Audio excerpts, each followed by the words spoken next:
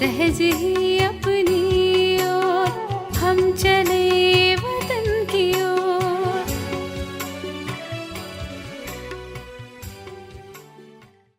ஓம் சாந்தி. 15/7/1973 அவ்யக்த பாப்தாதா மதுபன். வாணியின் தலைப்பு பற்றுதல் மற்றும் சுபாவம் மாறுவதினால் உலக மாற்றம். எவ்வளவு சப்தத்தில் வருவதற்கான நிலை பிடித்திருக்கிறதோ அந்த அளவு சப்தத்திலிருந்து அப்பாற்பட்டு செல்லும் நிலையும் பிடித்திருக்கிறதா? சப்தத்தில் வருவது மற்றும் சப்தத்திலிருந்து விலகிச் செல்வது இவை இரண்டுமே ஒரே சமமாக சகஜமாக இருக்கிறதா, அல்லது சப்தத்திலிருந்து விலகி செல்வது கடினமாக இருக்கிறதா? உண்மையில் சுயதர்மம் அமைதி சொரூபமாக இருக்கும் காரணத்தினால் சப்தத்திலிருந்து விலகிச் செல்வது மிக சுலபமானதாக இருக்க வேண்டும். எப்படி ஸ்தூல உடல் மூலமாக எங்காவது செல்வதற்காக கூறப்படுகிறீர்கள் என்றால், போவது மற்றும் வருவது இவை இரண்டுமே சகஜமாக அனுபவமாகிறது இல்லையா? அதே போலவே இப்பொழுது ஒரு நொடியில் இந்த உடலின் நினைவிலிருந்து புத்தி மூலமாக விலகி செல்வது மற்றும் வருவது இவை இரண்டுமே சகஜமாக அனுபவமாகுமா? அதாவது ஒரு நொடியில் அந்த மாதிரி செய்ய முடியுமா? எப்பொழுது விரும்புகிறீர்களோ அப்பொழுது உடலின் ஆதாரத்தை எடுப்பது மற்றும் எப்பொழுது விரும்புகிறீர்களோ அப்பொழுது உடலின் ஆதாரத்தை விட்டுவிட்டு தன்னுடைய அஷரீரி சொரூபத்தில் நிலைத்து விடுவது என்ற இந்த நிலைகளை போகும்பொழுதும் வரும்பொழுதும் அனுபவம் செய்து கொண்டிருக்கிறீர்களா? எப்படி உடலை தாரணை செய்தீர்கள் அதே போலவே பின்பு உடலிலிருந்து விலகிச் சென்று விடுவது, இந்த இரண்டும் ஒரே மாதிரி அனுபவம் ஏற்படுகிறதா? இந்த அனுபவம்தான் கடைசி பரீட்சையில் முதல் நம்பர் பெறுவதற்கான ஆதாரமாகும். அப்படியானால் கடைசி பரீட்சை எழுதுவதற்காக இப்பொழுதிலிருந்தே தயாராகிவிட்டீர்களா அல்லது ஆகிக் கொண்டிருக்கிறீர்களா? எப்படி விநாசம் செய்பவர்கள் ஒரு சிறு கட்டளை கிடைத்தவுடனேயே தன்னுடைய காரியத்தை நிறைவேற்றிவிடுவார்கள். அதாவது விநாசம் செய்யும் ஆத்மாக்கள் அந்த அளவு எவரடியாக தயாராக இருக்கிறார்கள். அதாவது ஒரு நொடியின் ஜாடையினால் தன்னுடைய காரியத்தை இப்பொழுது கூட ஆரம்பம் செய்ய முடியும். அப்படியானால் உலகின் புது நிர்மாணம் செய்யக்கூடிய, அதாவது ஸ்தாபனைக்கு பொறுப்பாக இருக்கும் ஆத்மாக்கள் அந்த மாதிரி எவரடியாக இருக்கிறார்களா? தன்னுடைய ஸ்தாபனையின் காரியத்தை விநாசம் செய்பவர்களுக்கு உத்தரவு கிடைக்கின்ற மாதிரி அதை போன்று செய்தாகிவிட்டதா? எப்படி யாதவ சேனைகள் முழு சக்தியோடு தயார் செய்து விட்டிருக்கிறார்கள், அதே போலவே பாண்டவ சேனையும் தன்னுடைய அனைத்து ஏற்பாடுகளையும் செய்து நேரத்திற்காக காத்து கொண்டிருக்கிறார்களா? அந்த மாதிரி எவரடியாக இருக்கிறீர்களா? எப்படி லைட் ஹவுஸ் மற்றும் பவர் ஹவுஸ் ஒரு நொடியில் ஸ்விட்சை அழுத்தியவுடன் நாலாபுறங்களிலும் ஒளி மற்றும் சக்தியை, அதாவது மின்சாரத்தை பரப்பி விடுகிறதோ, அதே போலவே பாண்டவ சேனை ஒரு நொடியின் வழிகாட்டுதலின்படி லைட் ஹவுஸ் மற்றும் மைட் ஹவுஸ் ஆகி அனைத்து ஆத்மாக்களுக்கும் ஒளி மற்றும் சக்தியின் வரதானத்தை கொடுக்க முடியுமா? எப்படி ஸ்தூல கண் பார்வை ஒரு இடத்தில் இருந்து கொண்டு ஒரு நொடியில் நாலாபுறங்களிலும் பார்க்கிறதோ, அதே போலவே மூன்றாவது கண் மூலமாக ஒரு நொடியில் நீங்கள் நாலாபுறங்களிலும் பாரதத்தை மட்டுமின்றி முழு உலகத்தின் ஆத்மாக்களுக்கு பார்வையாலேயே நன்மை செய்விக்க முடியுமா? எப்படி மிக சரளமாக மற்றும் சகஜமான முறையில் ஸ்தூல கண்கள் மூலமாக பார்வையை பரப்ப முடியுமோ, அதுபோலவே நீங்கள் பார்வையாலேயே நன்மை செய்ய முடியுமா? மூன்றாவது கண் திறப்பதினால் ஒரு நொடியில் விநாசம் ஏற்பட்டுவிட்டது என்ற மகிமையும் இருக்கிறது. விநாசத்தின் கூடவே ஸ்தாபனையும் இருக்கவே இருக்கிறது. தந்தையின் கூடவே குழந்தைகளுக்கும் மகிமை இருக்கிறது. வெகு தொலை தூரம் வரை பார்வை செல்லும் அளவிற்கு மூன்றாவது கண் அவ்வளவு சக்திசாலியாக இருக்கிறதா? எப்படி ஸ்தூலமான கண்கள் பலகீனமாகின்றன என்றால் வெகு தூரம் வரை பார்க்க முடியாது. அதுபோலவே தன்னுடைய மூன்றாவது கண்ணின் சக்தியை பார்த்து கொண்டே இருக்கிறீர்களா? மூன்றாவது கண்ணை சக்திசாலியானதாக ஆக்குவதற்காக 2 வார்த்தைகளின் மேல் மட்டும் கவனம் இருக்க வேண்டும். மூன்றாவது கண்ணில் பலகீனம் வருவதற்கும் அந்த 2 விஷயங்கள்தான். அவை எவை? ஸ்தூலமான கண்கள் பலகீனமாவதற்கான காரணம் என்னவாக இருக்கிறது? மூளை வேலை செய்வது அதிகமாகும் காரணத்தினால். விஷயமோ அதுதான். ஆனால் இந்த அனைத்து விஷயங்களையும் 2 வார்த்தைகளின் சாரத்தில் கொண்டு வருவதினால் கவனம் வைப்பது சுலபமாகி விடுகிறது. அப்படி பலகீனம் கொண்டு வருவதற்கான 2 வார்த்தைகள், ஒன்று பற்றுதல், இன்னொன்று பழைய சுபாவம்.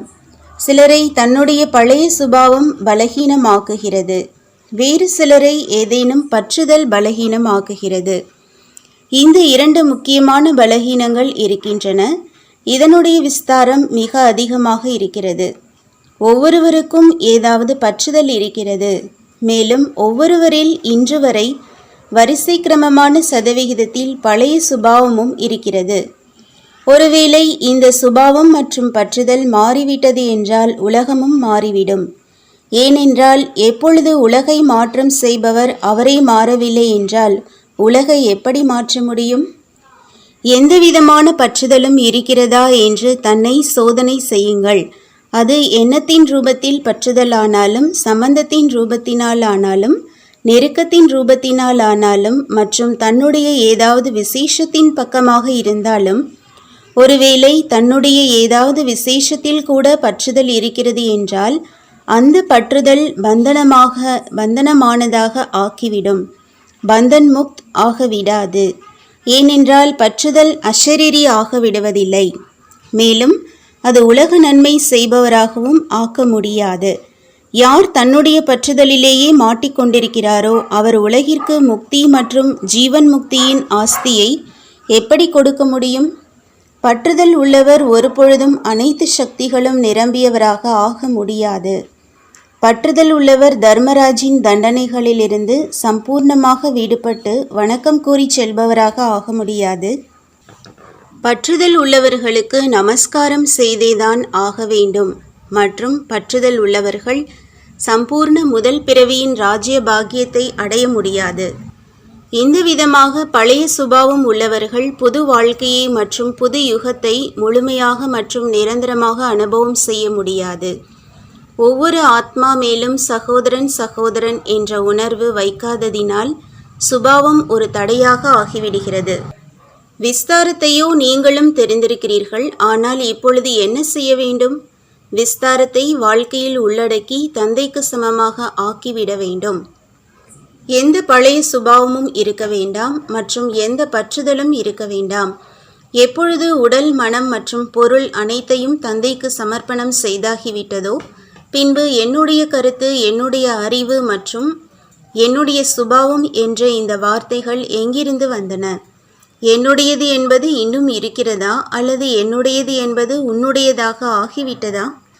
என்னுடையது என்பதெல்லாம் உன்னுடையதாக ஆகிவிட்டது என்றால் என்னுடைய மனம் என்பது இல்லாமல் ஆகிவிட்டது இல்லையா? மனம் மற்றும் உடல் தந்தையின் சொத்தாகிவிட்டது. உங்களுடையதோ இல்லை அல்லவா?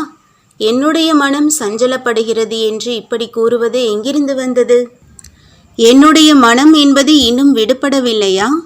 என்னுடையது என்பதில் எதில் இருக்கும்? குரங்கில் அது தானாகவே இறந்துவிடும். ஆனால் அதனுடைய என்னுடையது என்பது இறக்காது. எனவே ஓவியர்களும் மகாவீரன் ஹனுமானுக்கு வாளின் அடையாளத்தை வரைந்திருக்கிறார்கள். மகாவீரனாகத்தான் இருக்கிறார், ஆனால் கூடவே வாளும் இருக்கிறது. அப்படியானால் இந்த வாள் எதனுடையது? பற்றுதல் மற்றும் சுபாவத்தினுடையது. எதுவரை இந்த வாளுக்கு நெருப்பு வைக்கவில்லையோ அதுவரை இலங்கைக்கு நெருப்பு பிடிக்க முடியாது. அப்படி விநாசத்தின் எச்சரிக்கையின் சகஜமான அடையாளம் எதுவானது? இந்த வாளுக்குத்தான் நெருப்பு வைக்க வேண்டும். அனைத்து மகாவீரர்களின் பற்றுதலில் நெருப்பு பிடித்துவிட்டது என்றால் இந்த பழைய உலகம் இருக்குமா என்ன? இப்பொழுது அனைத்து விதமான பற்றுதல் மற்றும் சுபாவத்தை முடித்து விடுங்கள். எனவே எப்படி விநாசம் செய்யும் ஆத்மாக்கள் விநாசத்திற்காக துடித்து கொண்டிருக்கிறார்கள், அதே போலவே ஸ்தாபனை செய்யும் நீங்கள் உலக நன்மைக்காக துடித்து கொண்டிருக்கிறீர்களா? அம்மாதிரி சுயசேவை மற்றும் உலகின் சேவை இந்த இரண்டிற்காகவும் புது புது கண்டுபிடிப்புகளை செய்கிறீர்களா? எப்படி அவர்கள் உலக விநாசம் விரைவாகவும் சுலபமாகவும் ஆகிவிடும் அளவிற்கு புது புது கண்டுபிடிப்புகளை செய்து கொண்டிருக்கிறார்கள், அதே போலவே மகாவீரர்கள் நீங்கள் அமைதி சக்தியின் கண்டுபிடிப்பாளர்கள். உலகத்தின் மாற்றம் ஏற்படுவது மற்றும் அவர்கள் முக்தி மற்றும் ஜீவன் முக்தியின் ஆஸ்தியை பெறுவதில் ஒரு வினாடிதான் ஆக வேண்டும், மேலும் சுலபமாகவும் ஆகிவிட வேண்டும் என்று அந்த மாதிரி திட்டத்தை உருவாக்கி கொண்டிருக்கிறீர்களா?